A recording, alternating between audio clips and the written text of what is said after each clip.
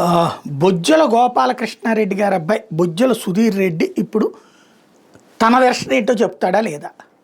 జన సైనికులు మాత్రం రాష్ట్ర వ్యాప్తంగా జనసేన మీద కుట్ర జరిగింది, వినుత మీద కుట్ర జరిగింది అని గట్టిగా నమ్ముతున్నారు. తాజాగా తమిళనాడు టీవీల కథనాల్ని తెలుగులో ట్రాన్స్లేట్ చేసి మరి సర్క్యులేట్ చేస్తున్నారు. అందులో వాళ్ళు చెప్తున్నటువంటిది అయితే ఈ అమ్మాయికి అక్రమ సంబంధం అంటే వీళ్ళు చేసిన ప్రచారం నిజం కాదు. విషయం ఏంటంటే క్రిందటిసారి వినుతకి గ్యారంటీ టికెట్ కన్ఫామ్ అయింది, కానీ ఆ టైంలో అమ్మాయికి సంబంధించినటువంటి కొన్ని అసభ్య దృశ్యాలు బయటికి వచ్చినాయి, సోషల్ మీడియాలో కూడా వైరల్ చేశారు. దాన్ని చూసి జనసేన టికెట్ ఇవ్వలేదు. అసలు అవి ఎందుకు వచ్చినాయి అన్నది ఈ అమ్మాయి వాళ్ళ ఆయన కలిసి ఆరాధిస్తే అదంతా చేస్తుంది తమ డ్రైవరు కంపిఏ అయినటువంటి శ్రీనివాస్ అని తెలిసింది, రాయుడు అని తెలిసింది. అతను ఎందుకు ఇట్లా చేస్తున్నాడంటే బొజ్జల సుధీర్ రెడ్డి అతనికి డబ్బులు ఇస్తున్నాడు, సాయం చేస్తున్నాడని తెలిసింది.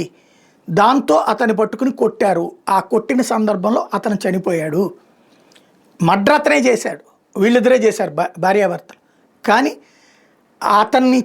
అతన్ని కోవర్ట్గా వాడుకున్నాడు బొజ్జల సుధీర్ రెడ్డి అన్నది వీళ్ళ ప్రధానమైనటువంటి ఆరోపణ. పోలీసుల దర్యాప్తులో కూడా తేలింది అదే. మరి ఇది ఇలాంటి కోవర్ట్ ఆపరేషన్. అందులో ఇంకోటి, తను సుధీర్ రెడ్డి వచ్చేటప్పటికి ఆ పాడేని నేనే మొదట మోస్తానని చెప్పడంతో అతని కోవర్ట్ అన్నటువంటి విషయం స్పష్టమైపోయింది.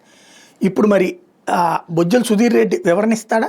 అవసరం లేదు జనసేన వాళ్ళకి నేను సమాధానం చెప్పాల్సిన అవసరం ఏంటంటాడా? చూడాలి.